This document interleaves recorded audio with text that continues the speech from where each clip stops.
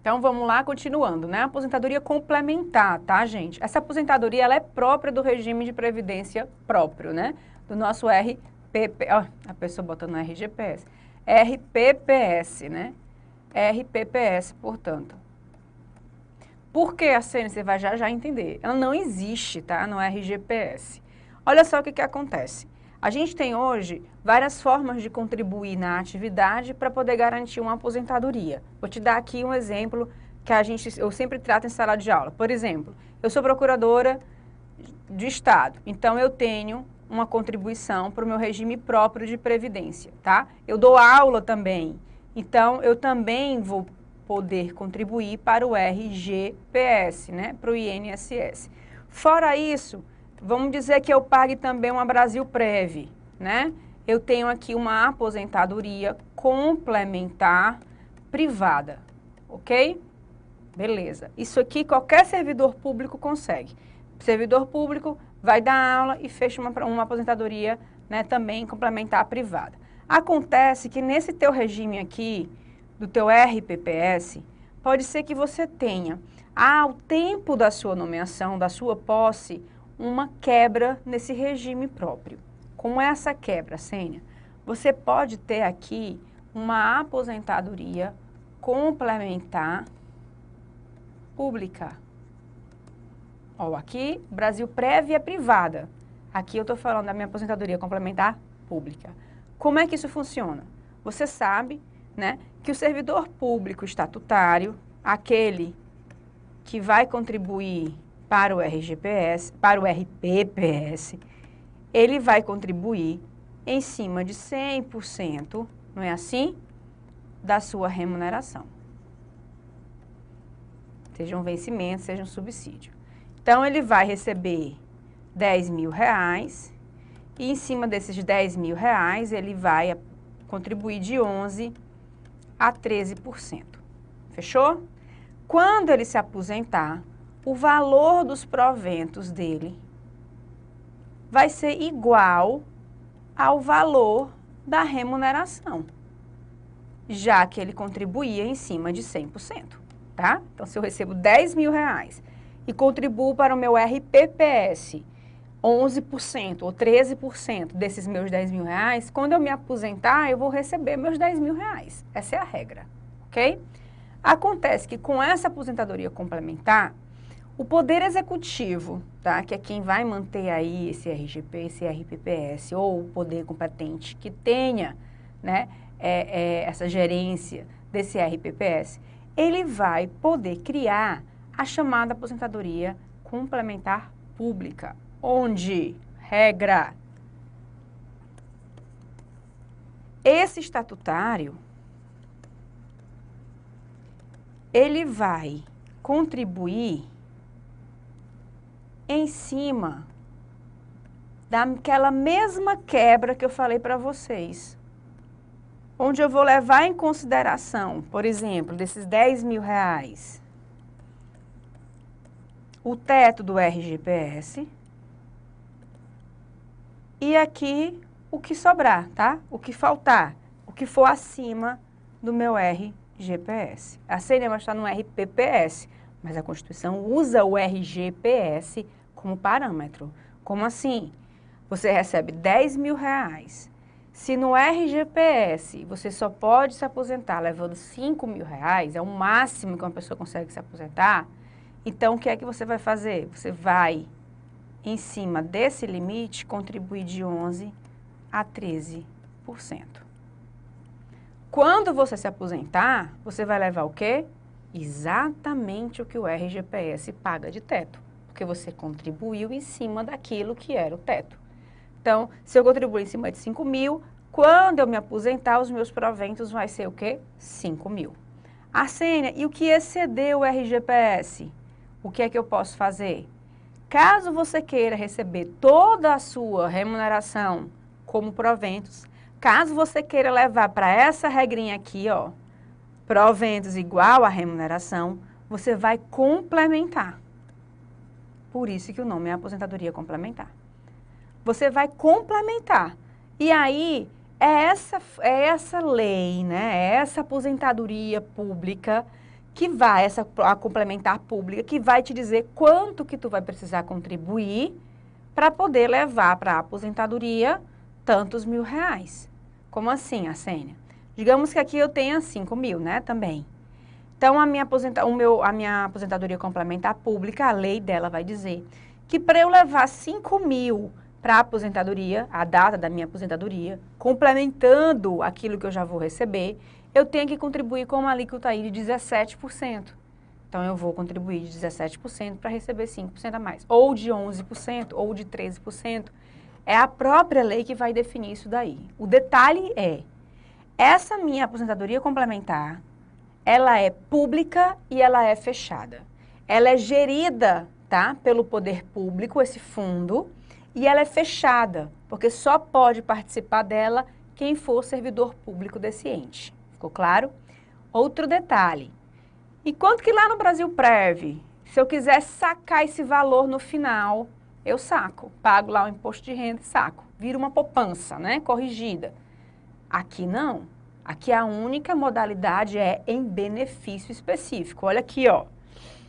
Somente na modalidade de contribuição definida, eu não vou poder sacar esse valor. Eu estou contribuindo tanto para poder receber tanto quando eu me aposentar. É de contribuição definida. Ok? Parágrafo 14, parágrafo 15, esse é o meu regime de previdência complementar. Lembrando que é próprio do meu regime próprio. Por quê? Porque o RGPS já é limitado. Você pode receber R$40.000 por mês como diretor de uma empresa. Você vai contribuir em cima de R$5.000 para o INSS, porque você só vai se aposentar com R$5.000. Os outros 35.000, Arsênia, o que é que eu faço com ele? Se você estiver na atividade, você vai gastar, vai investir, vai fazer alguma coisa para poder complementar aquela sua aposentadoria do INSS, tá? É diferente do que acontece na aposentadoria pública. Se, por exemplo, na esfera federal já tem essa lei aí que traz a aposentadoria complementar. Vários estados não têm ainda, municípios também não têm ainda. Tem que existir a lei para poder definir qual vai ser o tipo de aposentadoria sua e qual o regime que você vai poder optar. Na regra de transição, para a gente complementar nosso conhecimento, se eu já estiver no serviço público e for criada a regra de aposentadoria complementar, não tem problema, eu continuo com a minha aposentadoria integral, a não ser que eu queira migrar para aquele regime novo de aposentadoria complementar. Se eu não estou no serviço público, a lei já existe, a forma de contribuição complementar já está instalada, já está operando, e eu entrei no regime público, eu vou me aposentar dessa forma. Eu vou ter que entrar no regime de contribuição complementar, caso eu queira, né, levar para a aposentadoria toda a minha remuneração. Não tem como eu optar. Ficou claro? É assim que a gente fala dessa regrinha de transição. Ok? No mais, pessoal, dê uma lida aí no parágrafo 14, no parágrafo 15, né? Obviamente, depois dessa explicação, com certeza vai ficar aí mais claro para você. E as questões, elas vão envolver tanto a literalidade como, né, essas ideias de explicação, de redação um pouquinho diferenciada. Lembrando que é uma aposentadoria própria do RPPS, né? Lembrando que essa aposentadoria própria do RPPS, ela vai entrar aí nesses dois regimes hoje, podendo haver a aposentadoria complementar em regime fechado, público, né? E na modalidade de contribuição definida, ok? Vamos nós. 16. Somente mediante sua prévia e expressa opção, né? O disposto nos parágrafos 14 e 15 poderá ser reaplicado ao servidor que tiver ingressado no serviço público até a data da publicação do ato de instituição, ou seja, antes, né, do correspondente regime de previdência complementar. Parágrafo 17. Todos os valores de remuneração considerados para os cálculos de benefício do parágrafo 3º serão devidamente atualizados na forma da lei. Óbvio, né? Se você vai passar contribuindo durante 30 anos, eu vou ter que fazer aí uma atualização nesses valores para que eles realmente equivalam aí a algum preço atual, real, né? Eu não fique ali presa àquelas inflações, planos, milhões de planos monetários que a gente teve no Brasil. Parágrafo 18. Incidirá a contribuição sobre os proventos de aposentadoria e pensões concedidas pelo regime de que trata este artigo, que supera o limite máximo estabelecido para para os benefícios do regime geral de previdência social, de que trate o artigo 201, com percentual igual ao estabelecido para os servidores titulares de cargos efetivos. Parágrafo 18, ele vai tratar da contribuição dos inativos. Outro tema aí que você pode abrir no seu caderno. Que também, pessoal, é próprio do RPPS. No RGPS, a contribuição do inativo ela é vedada. Não pode haver contribuição de inativo. E não podia ser diferente, justamente porque a contribuição do inativo do RPPS leva em consideração o regime próprio de previdência. Vou voltar aqui, vou continuar contigo aqui explicando, né? Olha só o que acontece. Mais uma vez, eu recebo 10 mil reais,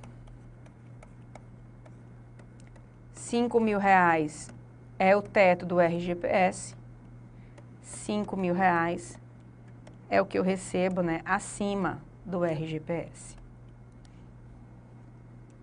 Se eu estou aposentado, tá? Isso aqui são proventos. Os meus proventos vão vir da seguinte forma. 5 mil reais integral, eu vou receber 5 mil reais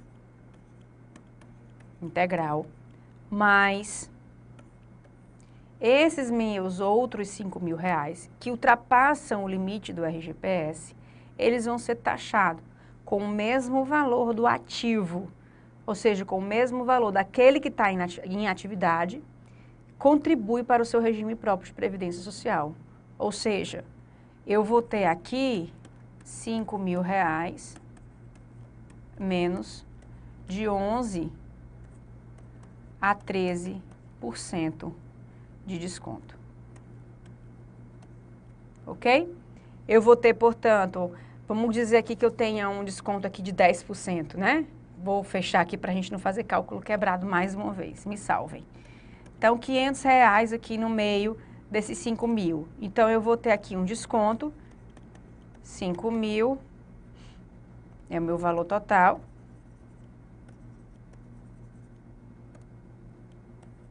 Mais 4.500. Esses 500 reais aqui vão ficar descontados. Esses 500 reais aqui é que é a chamada contribuição dos inativos. Ok?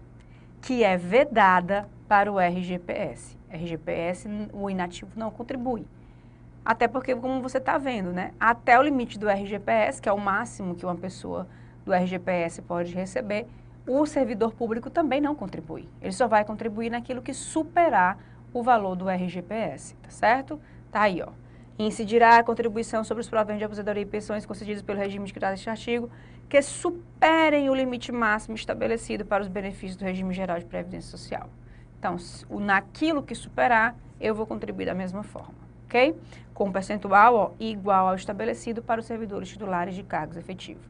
Então, se o seu regime próprio é de 11% ou é de 13%, você vai contribuir naquilo que superar o limite do RGPS em 11% a 13%. 19. O servidor de que trata este artigo, que tenha completado as exigências para a aposentadoria voluntária estabelecidas no parágrafo 1º, 3º-A, que é aquela, né, integral, e que opte por permanecer em atividade, fará jus a um abono de permanência. E o nome é esse mesmo, é o abono de permanência. Equivalente ao valor da sua contribuição previdenciária, até complementar as exigências para a aposentadoria compulsória lá do parágrafo, lá do inciso 2º. Como assim? Vamos dizer que eu com 60 anos, eu consegui o meu tempo normal, né, o meu tempo total, para poder me aposentar. Só que para os 75 anos, eu tenho ainda aí, ó, 15 anos pela frente. O que é que a Constituição está me permitindo? Passar esses 15 anos na atividade, sem meu desconto para a aposentadoria, porque eu não já completei meu tempo de aposentadoria, então é como se eu tivesse ali meu direito adquirido. Então, beleza, já aposentei, já estou com tempo para aposentadoria, então eu não vou mais contribuir, porque eu já adquiri meu direito à aposentadoria. Eu vou te dar um abono para você se manter na atividade e não se aposentar. Que abono é esse? Aquele valor que você pagaria para a contribuição do teu regime próprio, 11% a 13%, vamos colocar aí. Então, você vai passar 15 anos sem ter esse desconto e vai continuar trabalhando. Ganha eu, que é uma regra justa, já que eu já adquiri o tempo para poder me aposentar integralmente, né? Já adquiri a contribuição para poder aposentar compulsoriamente, deixo de pagar e ganha também o serviço público, porque no momento em que eu me aposento, ele vai ter que pagar a minha aposentadoria e vai ter que contratar alguém para o meu lugar para suprir aquela minha vaga, né? Ou seja, vai pagar por mais um. Acaba inchando aí a máquina pública com mais uma pessoa. Então, é algo aí mais do que favorável, né? É algo realmente que traz grandes benefícios para o serviço público e que acontece com grande frequência. A maioria das pessoas continuam trabalhando justamente para poder manter aí esses valores, ok? Então, o parágrafo 19 vai tratar aí do chamado abono de permanência. Parágrafo 20, fica vedada a existência de mais de um regime próprio de previdência social para os servidores titulares de cargo efetivo e de mais de uma unidade gestora do respectivo regime em cada ente estatal. Ou seja, se você é servidor público do Estado e você é estatutário, você vai ter um regime próprio de previdência. E esse é o único regime próprio de previdência que vai funcionar no Estado inteiro. Não dá para ter mais de uma unidade gestora, não dá para ter mais de um regime próprio. O Estado ele tem que se concentrar em um único fundo de aposentadoria. E é naquele fundo de aposentadoria ali que vai ser gerido e que vai haver as contribuições de todos os servidores públicos daquele Estado. Mesma coisa acontece com a União, mesma coisa acontece com os municípios e com o Distrito Federal, ok? Parágrafo 21. Só para você não confundir, tá? É vedada a existência de mais de um regime próprio. Agora, você, como eu falei para ti, pode acumular a aposentadoria própria com o RGPS, com a aposentadoria complementar particular, com a aposentadoria complementar pública também. Você pode aí acumular aposentadorias, não tem problema nenhum. O que você não pode acumular é regime próprio em um mesmo ente. Como eu posso aposentar estadual e municipal em dois regimes próprios, né? Caso aquilo ali seja possível me aposentar naqueles dois cargos. Estou acumulando regimes próprios de previdência, mas o Estado tem um e o município tem outro. Eu não estou com dois no Estado e nem com dois no município, entendeu? Então, regime próprio por ente é apenas um. Agora, você, como aposentado, pode acumular mais de um regime próprio, se aqueles cargos forem acumulados, como você pode também acumular aí com o RGPS, com uma aposentadoria privada, não tem problema. Diferençazinhas sutis, mas que você precisa estar atento. Parágrafo 21.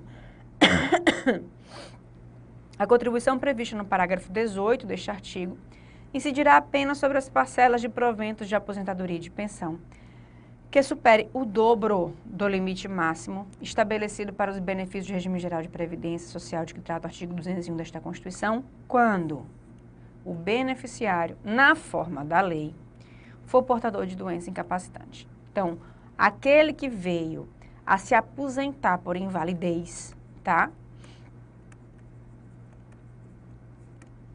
O limite da contribuição que ele vai ter não vai ser mais o limite do RGPS, mas 2 vezes o limite do RGPS.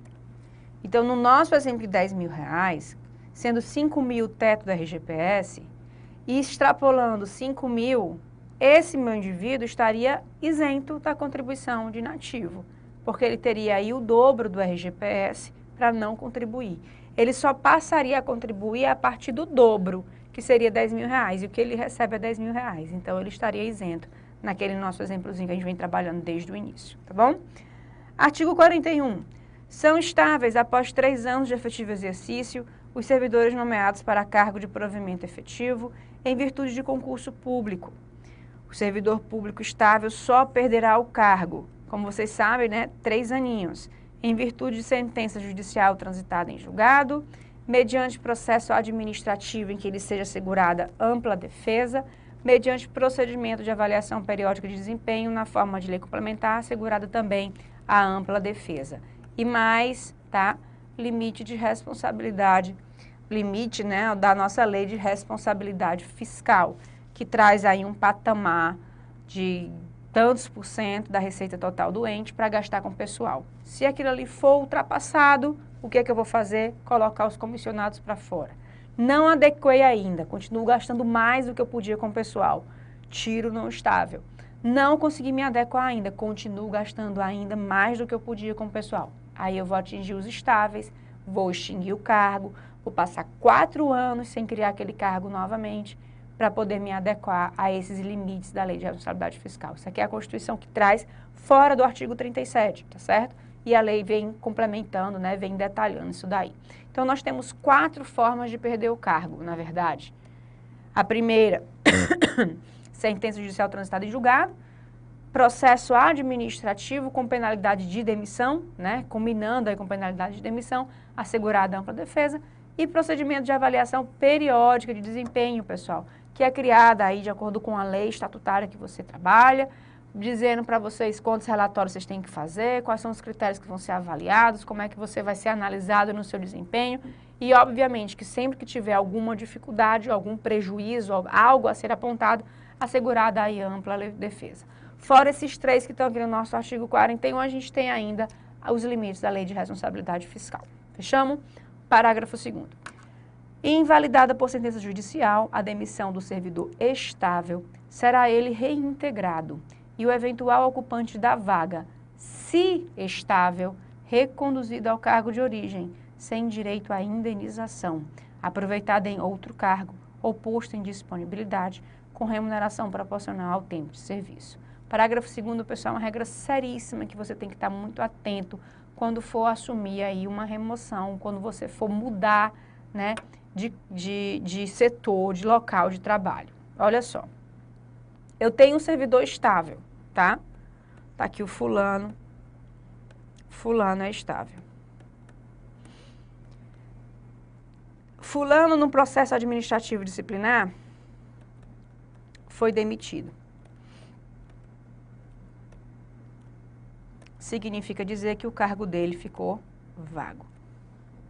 Aí vem você, todo feliz e satisfeito, e assume esse cargo vago. Acontece que fulano, para tentar invalidar essa demissão, ele entrou com um processo judicial, pedindo a chamada reintegração.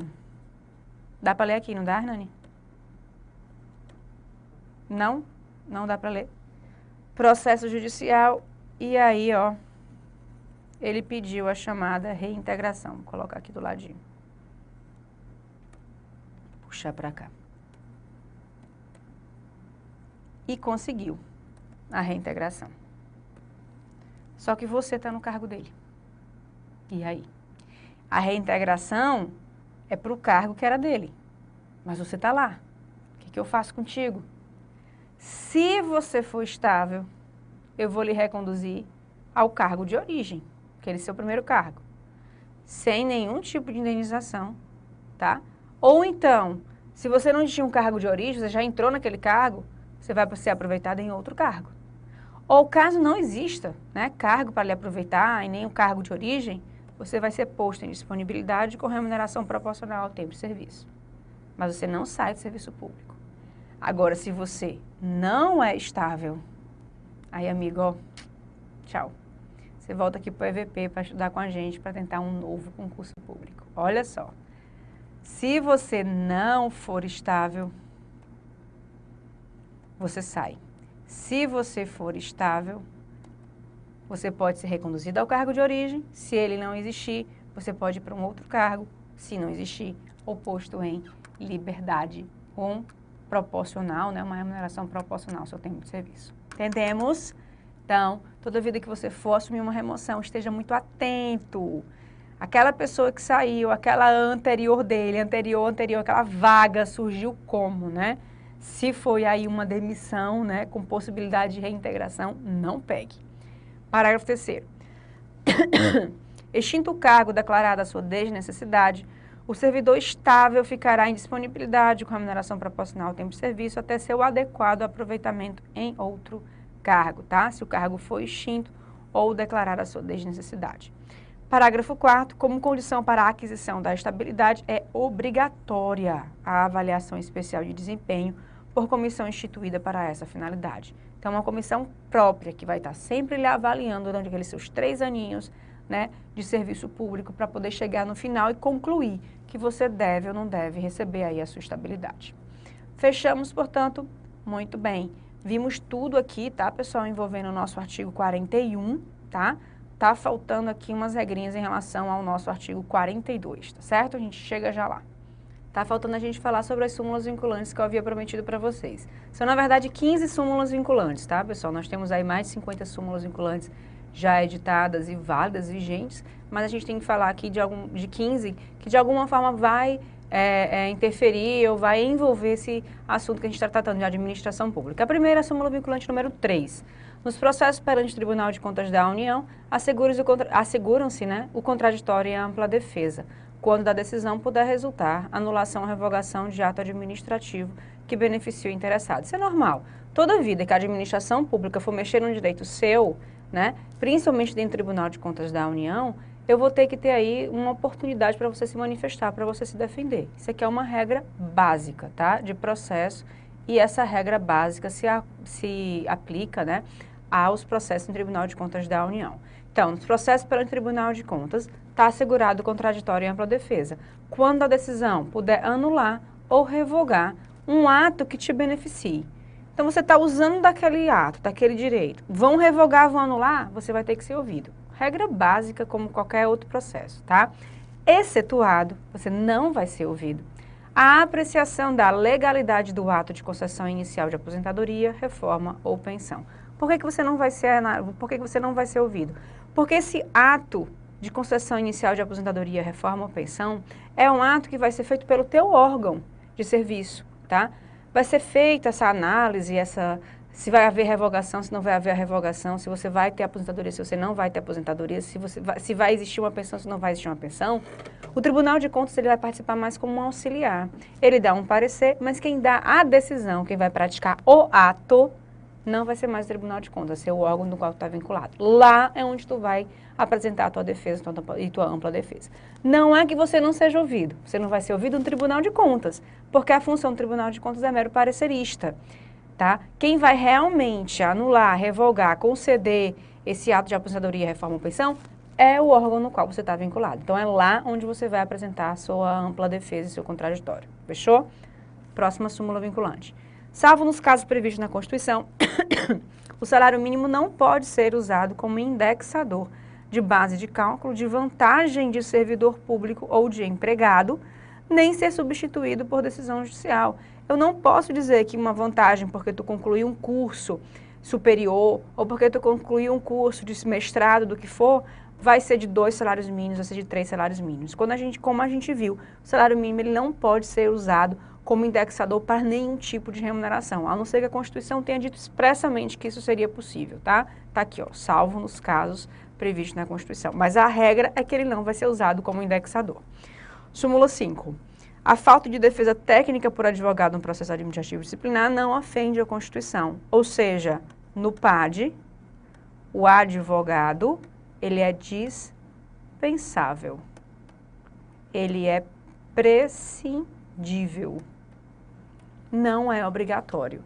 Você pode constituir um, joia, tranquilo, você vai ter dinheiro, vai pagar, vai fazer tudo direitinho, bonitinho.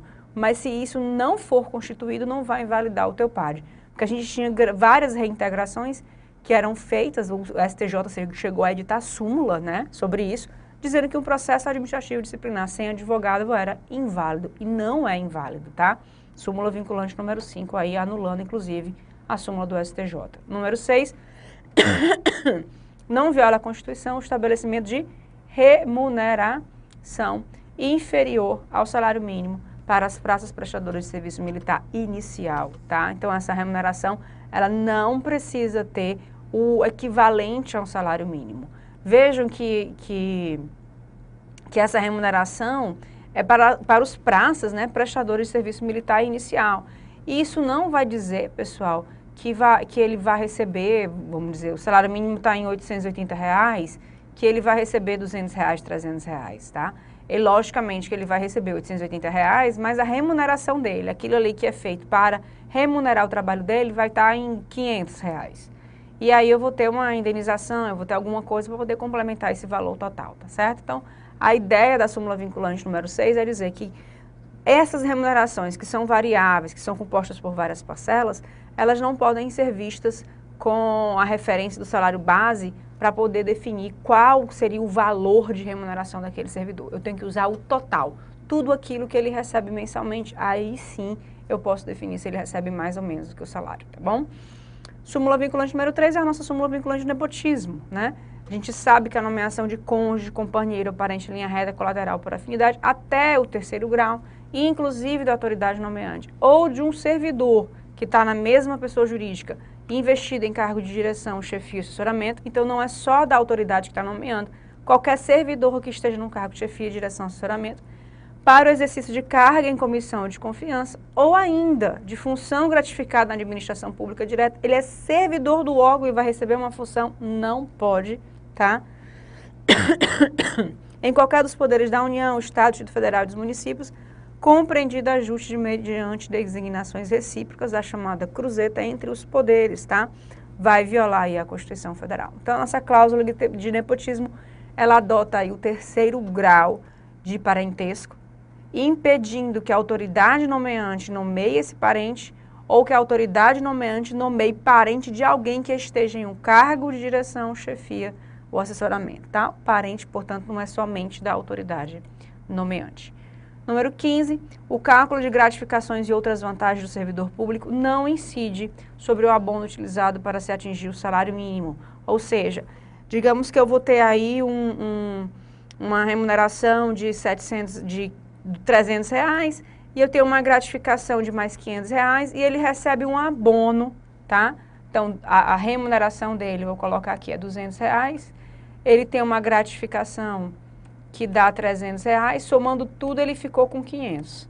500 ele não pode receber, porque é menos que salário mínimo. Então, ele vai receber aqui um abono, tá? De 380 reais, que vai dar aí o total do mínimo nacional, 880. Fechou? Beleza. Se ele vier a receber uma gratificação ou outra vantagem, essa parcela aqui, que é chamada de abono, não vai entrar para o cálculo. Ele vai receber essa ideia, né? Essa gratificação dele vai ser calculada em cima dos seus 200 reais. Não vai ser calculada em cima dos 380. Aí, digamos que ele recebeu uma gratificação de 100%, tá? E vai chegar aí a mais de 200 reais. Ele recebe uma nova gratificação. Então, 200 mais 300, 500 mais 200, ele vai para 700 reais. E o abono dele, Arsênio, o que vai acontecer com ele? Vai ser diminuído. Ele vai receber agora um abono de 180. Estão entendendo? Porque a gratificação, o abono é para poder chegar no salário mínimo. Se ele já está recebendo cada vez mais próximo do salário mínimo, esse abono vai ficar menor. O ideal é que ele não recebesse esse abono, justamente por conta que todo mundo tem direito a receber esse salário mínimo, tá?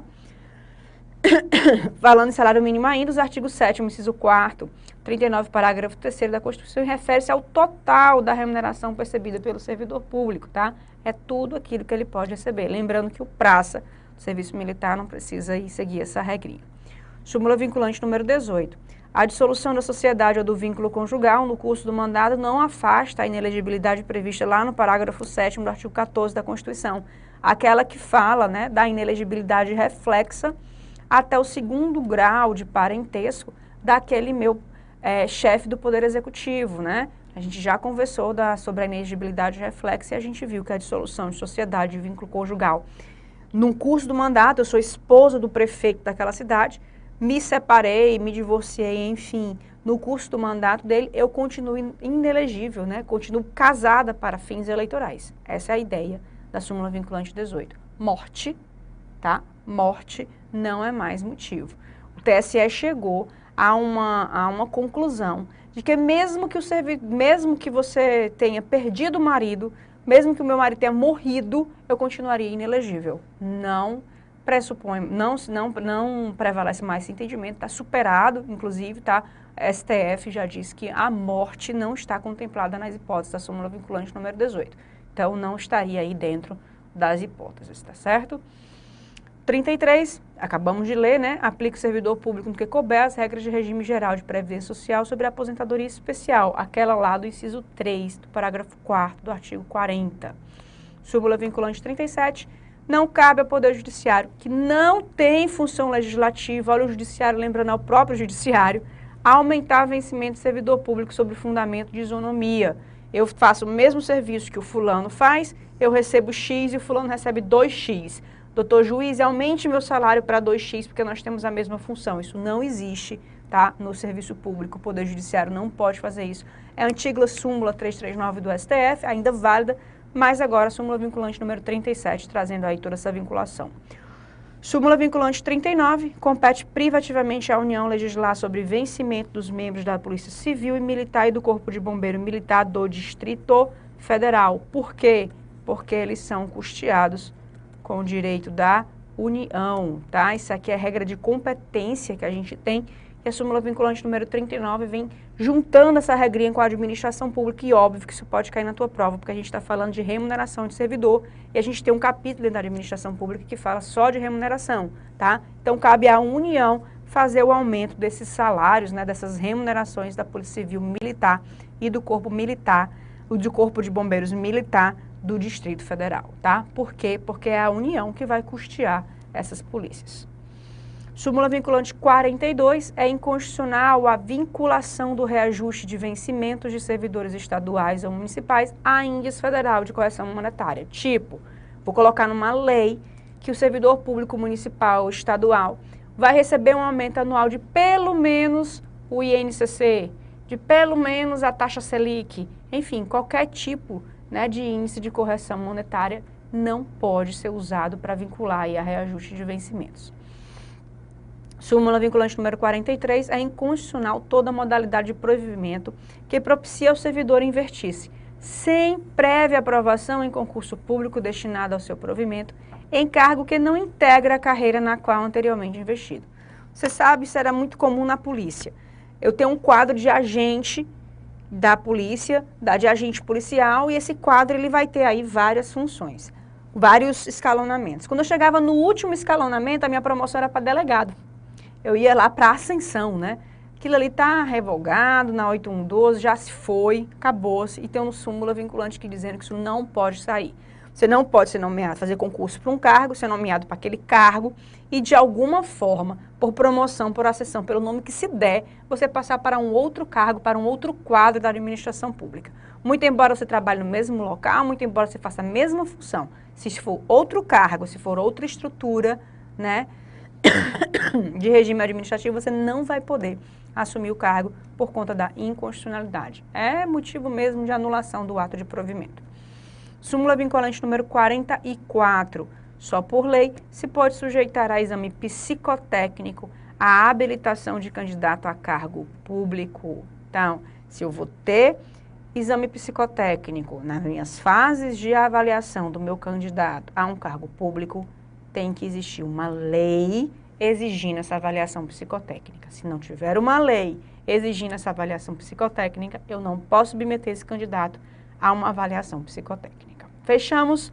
São essas as súmulas vinculantes que você precisa aprender, colocar na sua caixolinha, ler, né, esses artigos lá que a gente viu do artigo 37 ao nosso artigo 41, para que você consiga ir para a sua prova na tranquilidade. Sinceramente, eu acho que isso aqui é muito importante para ti, tá? Se você vai fazer prova do que for, polícia, o que for, principalmente os concursos mais visados, como a gente tem aí INSS, TRS, né, essa parte mesmo assim, os TRFs também, que são concursos que têm um nível bem alto, deem uma lida nessas súmulas vinculantes, porque realmente, seja CESP, seja FCC, seja qual for a tua banca, tá? Realmente é algo bastante cobrado em prova, por isso que eu estou tirando aí esse tempo para a gente poder conversar sobre essas súmulas. Fechamos a administração pública, ó, encerrada. Aula que vem, enfim, começaremos nosso módulo teórico, tá? Envolvendo aí poder constituinte, classificação de Constituição, controle de constitucionalidade, tudo sobre o nosso direito constitucional. Fechou? Até já já.